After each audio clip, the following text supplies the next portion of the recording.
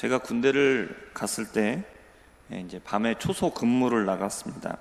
그때가 한겨울이었는데 한 근무 시간이 1시간 반 정도 됐던 것으로 기억을 합니다. 그때 날씨가 굉장히 추워서 영하 한 20도 아래쪽으로 내려갔었는데 뭐 옷을 있는 대로 다 껴입고 나갔는데도 굉장히 추웠습니다. 이 1시간 반이라는 근무 시간이 굉장히 길게 느껴졌고 교대할 인원들이 오기를 계속 기다렸습니다. 이제 시간이 다 돼서 저 멀리서 근무하러 오는 그 인원이 오는데 그 모습을 보면서 굉장히 반가웠던 기억이 있습니다. 밤을 지새우면서 성을 지키는 파수꾼들이 가장 기다리는 것은 무사하게 밤이 새고 그리고 아침해가 뜨는 것이죠. 시편 130편에서 저자는 자신의 영혼이 주를 기다리는 마음은 마치 파수꾼이 아침을 기다리는 것보다 더하다. 파수꾼들이 아침이 되는 것을 정말 기대하고 사모하는데 자기가 하나님을 바라보는 그 마음은 그것보다 더하다라는 것이죠. 그러면 그 시편 130편을 지은 저자가 여호와를 그토록 바라고 기다리는 이유는 무엇 때문이냐? 그것은 여호와께서 인자하심과 풍성한 죄의 용서가 있기 때문이다라고 말을 합니다. 하나님은 용서하시는 분이기 때문에 자신은 그렇게 하나님을 바라고 기대한다라고 말을 합니다. 하나님은 높고 위대하신 분입니다. 하나님은 세상 모든 만물을 말씀으로 만드신 분이시고 또 다스리시는 전능하신 하나님이시죠. 그리고 누구도 흠잡을 수 없는 공의로우신 분입니다. 이 모든 것들은 하나님의 높고 위대하심을 드러내는데 그 중에서도 하나님이 높고 위대하심을 가장 잘 드러내는 것은 무엇이냐? 그것은 용서하심에 있습니다. 미가서 7장 18절과 19절에 이렇게 말합니다. 주와 같은 신이 어디 있으리이까? 주께서는 죄악과 그 기업에 남은 자의 허물을 사유하시며 인애를 기뻐하심으로 진노를 오래 품지 아니하시나이다. 다시 우리를 불쌍히 여기셔서 우리의 죄악을 발로 밟으시고 우리의 모든 죄를 깊은 바다에 던지시리이다 라고 말씀하고 있습니다. 여호와 하나님은 용서하시는 것을 즐거워하시는 분입니다. 죄악을 보고 분노하며 정의를 시행하는 것은 정말 칭송을 받아야 되는 하나님의 성품입니다.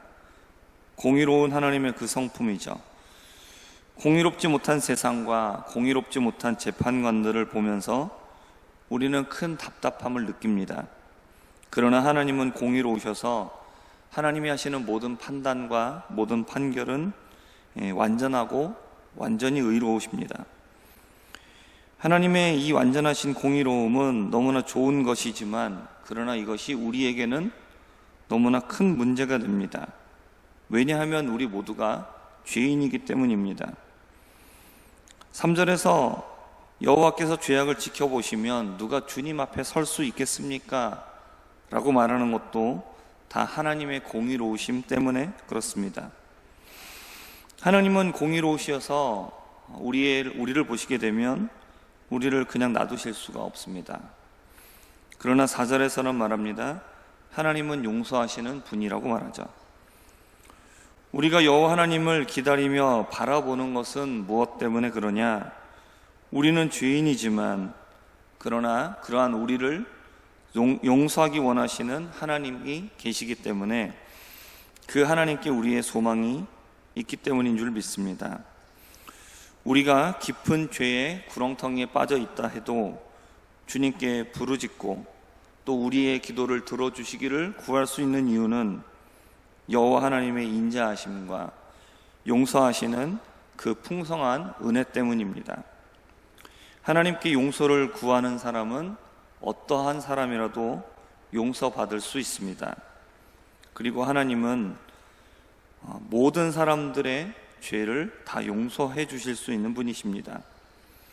요한일서 1장 9절에서 말합니다.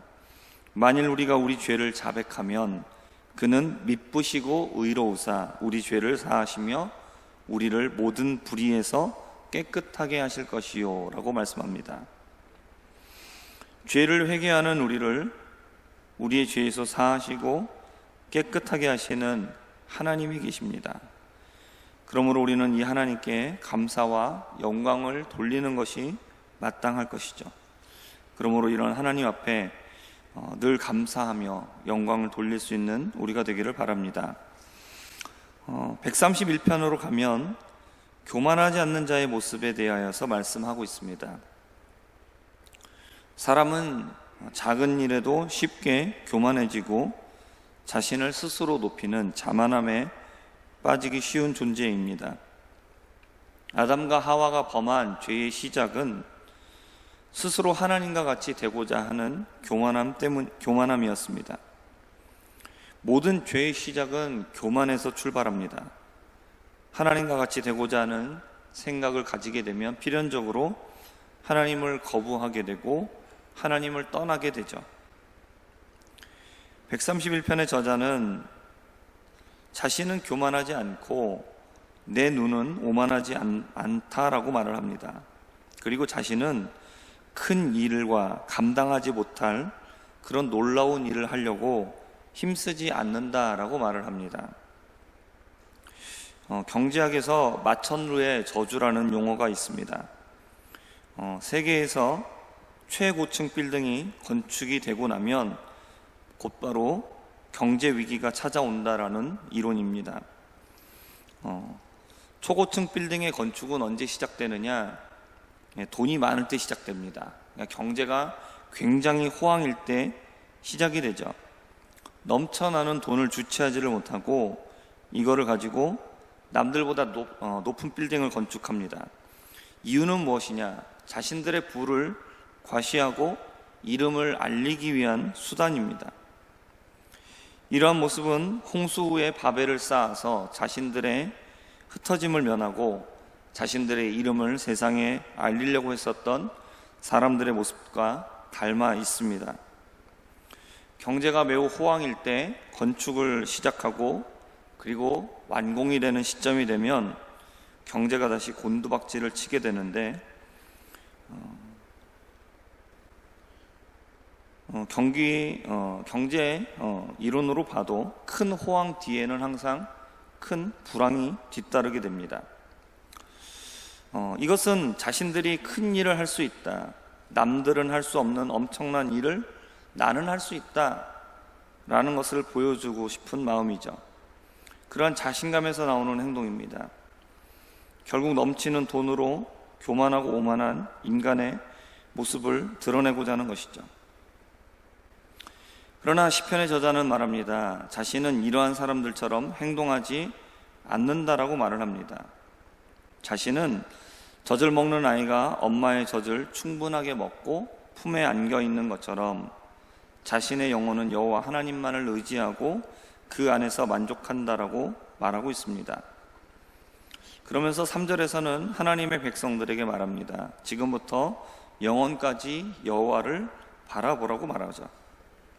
우리는 이 말에 귀를 기울여야 합니다. 나를 드러내고 자신을 크게 보이려 하지 말고 하나님의 품을 만족하게 여기고 하나님만을 의지하는 자들이 되어야 합니다. 내가 가지고 있는 힘과 지혜 그리고 일을 할 수 있는 능력, 이 모든 것들은 주님께서 내게 주셨다라는 사실을 잊지 말아야 합니다. 사단은 우리의 마음을 충동질하여서 하나님 앞에 교만하게 행하게 합니다. 그러나 우리는 이 속삭임에 귀를 기울이지 말고 오직 주님만 의지하는 자가 되어야 할 것입니다. 그럴 때 주님은 우리를 지켜주시고 우리의 모든 필요를 채워주십니다. 결국 교만하지 않는 겸손함은 하나님의 품을 만족하게 여기는 것이죠. 하나님께서 내게 주시는 것을 만족하게 여기는 것이 겸손한 마음입니다. 성경은 우리에게 자족하는 마음을 말합니다. 지금 내가 처한 환경, 이것을 만족하게 여기는 사람은 겸손한 사람입니다. 그러나 그 환경에 만족하지 않는 사람은 교만한 사람입니다. 우리는 우리에게 주신 환경을 만족할 줄 아는 사람이 되어야 합니다. 지금 내게 허락하신 환경, 지금 나에게 허락하신 모든 것들을 만족하게 여기고 또 하나님께서 내게 주신 모든 것들에 대하여 감사할 줄 아는 그러한 겸손한 마음으로 살아갈 수 있는, 그리고 하나님의 그러한 은혜 내에서 그 은혜를 구하면서 살아갈 수 있는 우리 모두가 되기를 주님의 이름으로 부탁드립니다. 기도하겠습니다. 하나님 아버지, 우리는 모두 다 죄인이기에 하나님의 공의로우심 앞에 심판받아 마땅한 자들이지만, 그러나 하나님은 또한 용서하시는 것을 좋아하시기에 우리의 죄를 용서하여 주시고 우리가 하나님의 백성과 자녀로 살게 하여 주신 줄 믿습니다. 이러한 하나님의 은혜 가운데 살게 하여 주옵시고 우리도 또 다른 사람들을 마음 가운데 품을 수 있는 그런 마음을 갖게 하여 주옵소서.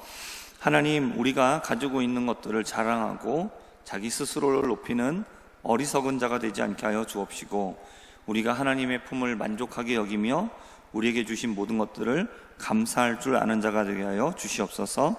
예수님의 이름으로 기도합니다. 아멘.